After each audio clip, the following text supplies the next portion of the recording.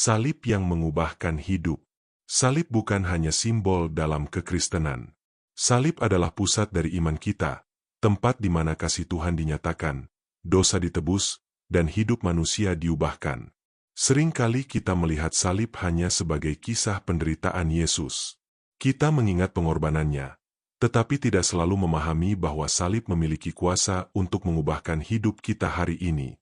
Firman Tuhan berkata dalam Galatia 2 ayat 20, "Namun aku hidup, tetapi bukan lagi aku sendiri yang hidup, melainkan Kristus yang hidup di dalam aku, dan hidupku yang kuhidupi sekarang di dalam daging adalah hidup oleh iman dalam Anak Allah yang telah mengasihi aku dan menyerahkan dirinya untuk aku." Ayat ini menunjukkan bahwa salib bukan hanya peristiwa di masa lalu, tetapi pengalaman yang mengubah cara kita hidup sekarang. Ketika kita menerima karya salib, hidup kita tidak lagi sama. Salib mengubahkan identitas kita. Dulu kita hidup dalam dosa, tetapi melalui salib kita menerima pengampunan dan menjadi ciptaan yang baru. Kita tidak lagi hidup untuk diri sendiri, tetapi untuk Tuhan. Dalam 2 Korintus 5 ayat 17 dikatakan, "Jadi siapa yang ada di dalam Kristus, ia adalah ciptaan baru, yang lama sudah berlalu, sesungguhnya yang baru sudah datang."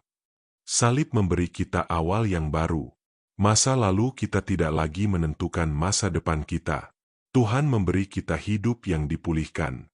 Namun salib tidak hanya berbicara tentang pengampunan, tetapi juga tentang perubahan hidup. Mengikut Yesus berarti kita juga harus memikul salib kita. Yesus berkata dalam Lukas 9 ayat 23, katanya kepada mereka semua, "Setiap orang yang mau mengikut aku, ia harus menyangkal dirinya, memikul salibnya setiap hari dan mengikut aku." Ini berarti kita dipanggil untuk hidup berbeda. Kita belajar menyangkal diri, meninggalkan dosa, dan memilih kehendak Tuhan di atas keinginan pribadi. Proses ini tidak selalu mudah. Salib seringkali berarti melepaskan hal-hal yang kita sukai, menahan diri dari keinginan yang salah, dan tetap taat di tengah kesulitan. Namun disitulah perubahan terjadi. Salib membentuk karakter kita. Salib mengajar kita kerendahan hati, kesabaran, dan ketaatan. Rasul Paulus berkata dalam 1 Korintus 1 ayat 18, "Sebab pemberitaan tentang salib memang adalah kebodohan bagi mereka yang akan binasa, tetapi bagi kita yang diselamatkan pemberitaan itu adalah kekuatan Allah."